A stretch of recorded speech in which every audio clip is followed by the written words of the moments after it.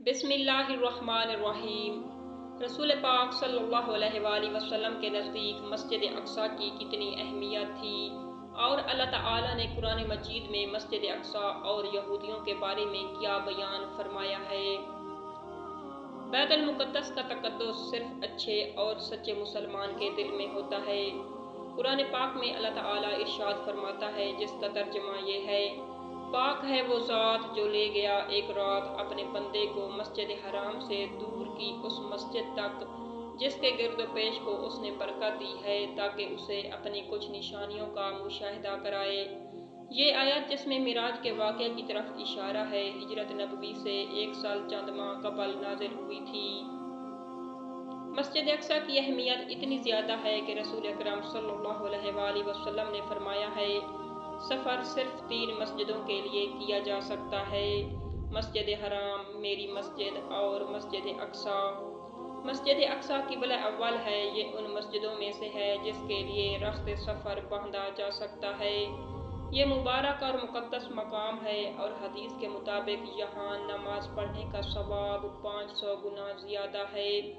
مسجد حرام میں نماز پڑھنے کا ثواب 1,00,000 گنا ہے اور مسجد نبوی میں نماز پڑھنے کا ثواب 1000 گنا زیادہ ہے۔ بہت سے صحابہ کرام ہیں جنہوں نے مسجد اقصیٰ سے حج یا عمرے کا احرام باندھا تھا۔ بہت سے خلفاء اس سرزمین کے خاص اور مقدس مقامات کو عرق گلاب سے دھویا کرتے تھے۔ اس لیے بیت المقدس اور اس کے مسافات کا علاقہ مسلمانوں کے لیے بہت اہم ہے۔ مسلمان نہ اسے بھول سکتے ہیں اور نہ اس سے دستبردار ہو سکتے ہیں اور نہ اسے انبیاء کرام کے قاتلین یہودیوں کے حوالے کر سکتے ہیں۔ یہودیوں کے بارے میں قرآن کریم کی سورۃ البقرہ میں ہے، جس کا ترجمہ یہ ہے، یعنی ایسا اس لیے ہے کہ یہ اللہ تعالیٰ کی آیات کا انکار کرتے ہیں اور انبیاء کو ناحق قتل کرتے ہیں۔ قرآن کریم نے یہودیوں کو انبیاء کرام کا قاتل، گمراہ، کافر اور ملعون قرار دیا ہے۔ کتاب تورات میں بھی ان کے خلاف بہت کچھ ہے۔ مسلمانوں کے نزدیک فلسطین مسلمانوں کا قبلہ اول ہے، معراج کی رہ گزر ہے، مقدس شہر ہے۔ حضرت عیسیٰ علیہ السلام وہیں پیدا ہوئے تھے۔ حضرت ابراہیم علیہ السلام اور حضرت اسحاق علیہ السلام نے وہاں دفن کیے جانے کی وصیت کی تھی۔ اسی جگہ حضرت مریم علیہ السلام کی وفات ہوئی تھی۔ اسی جگہ حضرت زکریا علیہ السلام کو حضرت یحییٰ علیہ السلام کی بشارت دی گئی تھی۔ الغرض مسلمانوں کے تمام دینی جذبات اسی سرزمین سے وابستہ ہیں۔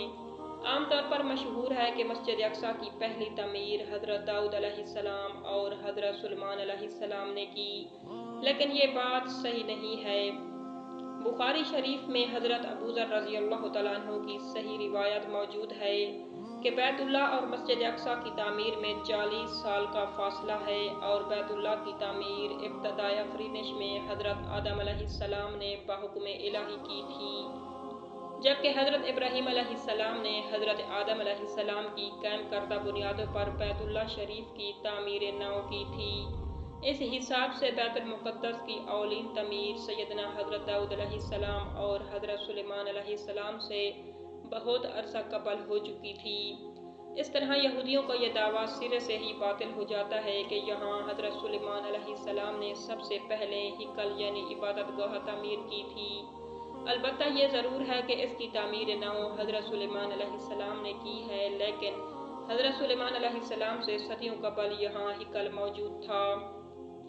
اسلام کی ابتدائی تاریخ میں مسجد اقصیٰ مسلمانوں کا قبلہ اول رہا ہے۔ مکی زندگی میں نماز کا جو قبلہ تھا وہ اس طرح تھا کہ بیت اللہ اور مسجد اقصیٰ دونوں کو ایک ساتھ قبلہ بنایا جا سکتا تھا، لیکن مدینہ منورہ پہنچنے کے بعد جغرافیائی اعتبار سے یہ ممکن نہ ہو سکا۔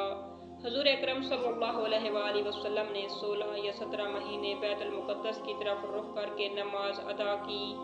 فلسطین کی اہمیت واقعہ معراج سے اور فزوں ہو جاتی ہے۔ معراج کا واقعہ 2 قسطوں پر مشتمل ہے۔ ایک قسط مکہ سے بیت المقدس کا سفر اور دوسری قسط بیت المقدس سے آسمان کا سفر۔ مسلمانوں نے 15 ہجری میں اس شہر کو فتح کیا تھا۔ یہ وہ مقدس سرزمین ہے جہاں سے حضور کریم صلی اللہ علیہ وآلہ وسلم معراج کے سفر پر تشریف لے گئے تھے۔ حضرت داؤد علیہ السلام اور حضرت سلیمان علیہ السلام ایک مختصر وقفہ کے لیے اس مقدس سرزمین پر آئے تھے، لیکن وہ دونوں بھی یہودیوں کی نظر میں صرف بادشاہ تھے، نہ کہ پیغمبر۔ دیوار براق یہ حرم کے جنوب مغرب میں ہے۔ اس کی لمبائی 47 میٹر اور بلندی 17 میٹر ہے۔ روایات میں ہے کہ حضور علیہ السلام نے معراج کی رات یہاں اپنی سواری کو باندھا تھا۔ اس مناسبت سے اسے دیوار براق کہتے ہیں۔ سنہرا گنبد یہ مسجد اقصی کے صحن میں مسجد کے ہال سے 500 میٹر کے فاصلے پر ایک اونچے چبوترے پر قائم ہے۔ اس کو قبۃ الصخرہ کہتے ہیں۔ قبا کے معنی گنبد اور صخرہ کے معنی چٹان کے ہیں۔ یہ قبا صحن حرم میں قدر اونچی جگہ موجود ایک اترتی چٹان پر تعمیر کیا گیا ہے، اس لیے اسے قبۃ الصخرہ یعنی چٹان کا گنبد کہتے ہیں۔ مسجد اقصی عرصہ دراز تک مسلمانوں کا ایک عظیم علمی مرکز رہی ہے۔ سب سے پہلے یہاں حضرت عمر رضی اللہ تعالیٰ عنہ کے حکم سے 2 جلیل القدر انصاری صحابہ قیام پذیر ہوئے تاکہ یہاں دین سیکھنے سکھانے کا سلسلہ جاری ہو سکے۔